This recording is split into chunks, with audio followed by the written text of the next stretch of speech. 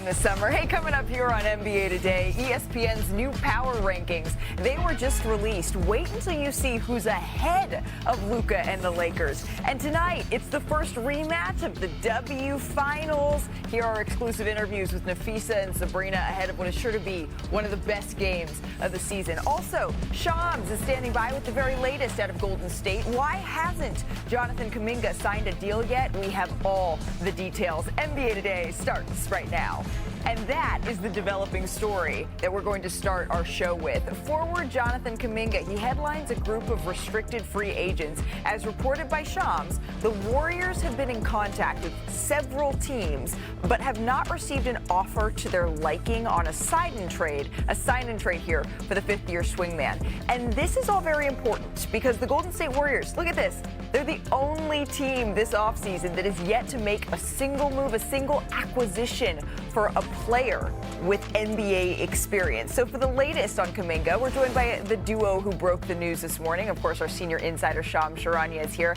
And for the very first time, we say hello to our new Warriors reporter, Anthony Slater. Anthony, welcome. We're really excited to have you here. Yeah, I'm pumped up. We're pumped up, and we kind of wish that we were maybe doing this over a drink in your backyard right now. But we're really excited to have you. Shams, I'm going to start with you. What is the latest with Kuminga and his contract negotiations here with Golden State? Malika, this is turning into a battle of control over the short and long-term future of Jonathan Kuminga as a Warrior or otherwise. I'm told the Warriors presented Jonathan Kuminga with a 2-year, $45 million offer that contained a team option in the second season, as well as him forfeiting a built-in no-trade clause as part of the deal. So far, Jonathan Kuminga has declined all of the Warriors' offers. He has said no, and the theme for the Warriors right now is Jonathan Kuminga appears to want to control his destiny moving forward with two routes here. One being the qualifying offer that we see right there. He's saying he could bet on himself all day. That has an October 1 deadline, 1 year, $7.9 million. And if his mindset is about continuing to get power over his future and controlling his future, that would allow him to have a no trade clause next season. It would also give him access to unrestricted free agency in the summer of 2026.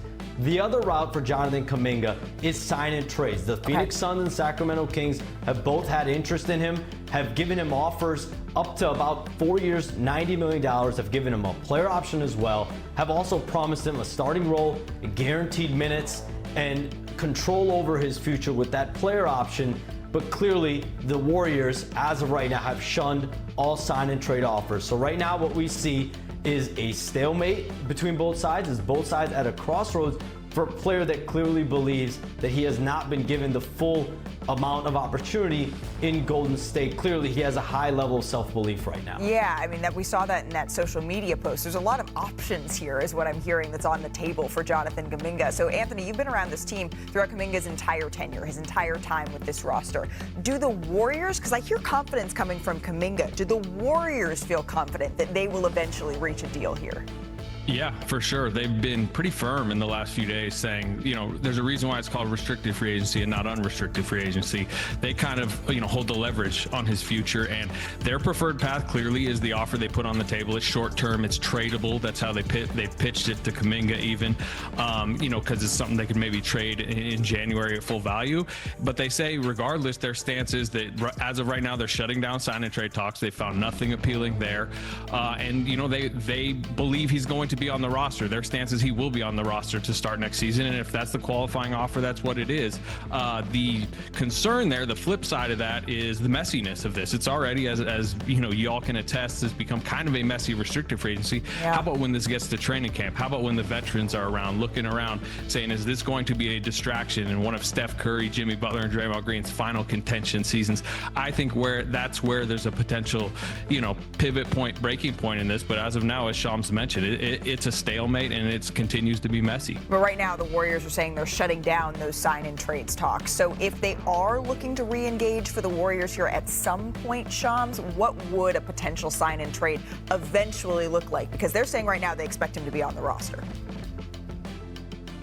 Malika, the Warriors have been defiant. They want a good player. They also want an unprotected first-round pick, a good first-round pick. The Sacramento Kings, I'm told, have actually offered a first-round pick in those conversations. There's been a conditional first-round pick as well as a potential rotation player as well. But the Warriors have wanted the Sacramento Kings to give them an unprotected, fully first-round pick. The Suns, on the other hand, do not have a first-round pick to trade, so their deal would likely look at 1 or 2 rotation players and second-round draft compensation. The Warriors, though, do not want bad salary in return. They don't want players that they feel don't have the value moving forward that Jonathan Kuminga could have. So clearly, their asking price has not been met in these potential offers.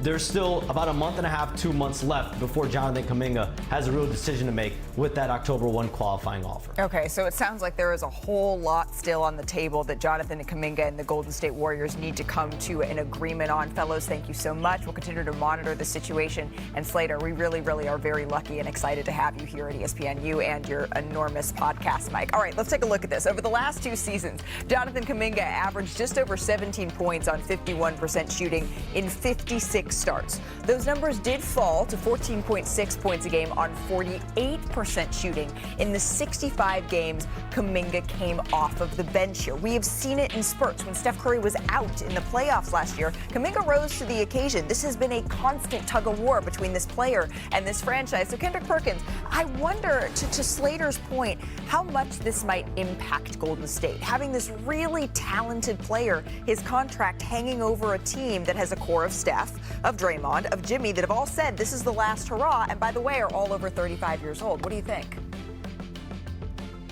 It's a bad look. It's a bad look on the Warriors, in my opinion, Malika. One, because, you know, I get it with the information that Jonathan Kuminga is saying he's going to bet on himself. But it's hard to walk into a locker room and bet on yourself when a coach has shown you time and time again that at any given time he could pull you out of the rotation. That's number one. Number two, why not let this man go be great, and why are you holding him hostage and from going to another team and assign a trade if it's the Phoenix Suns or the Sacramento Kings that have up to $90 million on them? Yes, you want great value back for him, but while he's in your organization, you're not valuing him as if he's that type of player. And I'm looking at a Jonathan Kuminga who I believe his ceiling is very, very high. His peers feel the same way. And I just don't understand what a guy that you drafted with the number 7 pick that's been showing you signs and that's been developing. He never comes in the training camp out of shape. We never question how hard working he is. He's gotten better every single season. What is the deal? Well, the one thing that's really interesting, the Warriors are getting only offers from Pacific Division foes. They have not done a trade with the Kings since 1991. I believe that was a Mitch Richmond, Billy Owens trade, if I'm not mistaken. They haven't done anything with the Suns since 2013. So it may not be that attractive for the Warriors to send this guy to a Pacific Division foe. Right. And if you look at what the Kings are offering, they're offering Malik Monk and they're offering a protective first. The Carter thing, I don't think that's going to happen, Devin Carter, because he doesn't make enough money.